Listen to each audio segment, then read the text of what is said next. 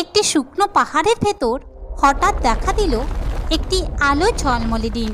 ডিমটি গড়াতে গড়াতে গ্রামে এসে ঢুকলো। ডিমটিকে দেখে গ্রামবাসীরা ভয় পেয়ে গেল। তারা বলল, এটা বিপদ নিয়ে এসেছে। তাই ডিমটিকে ধাক্কা দিয়ে গ্রাম থেকে বাইরে পাঠিয়ে দিল। ডিমটি গিয়ে পড়ল একটি পুরনো গাছের নিচে। কয়েকদিন পর ডিমটি ধীরে ধীরে ফেটে গেল। ভেতর থেকে বেরিয়ে এলো একটি ছোট্ট আগুনের পাখি। সময় কেটে গেল। একদিন হঠাৎ গ্রামে নামলো ভয়ঙ্কর অন্ধকার। সূর্যের আলো দেখা যায় না। মানুষজন ভয়ে কাঁপতে লাগলো। ঠিক তখনই সেই আগুনের পাখিটি উড়ে এলো। তার ডানা ছড়াতেই আলো ছড়িয়ে পড়ল চারিদিকে। অন্ধকার ধীরে ধীরে হারিয়ে গেল। গ্রাম আবার আলোতে ভরে উঠল।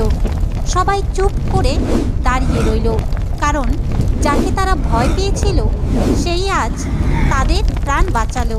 কিন্তু তবু পাখিটি কাঁদতে লাগলো, কারণ তোমরা কেউ লাইক সাবস্ক্রাইব করোনি।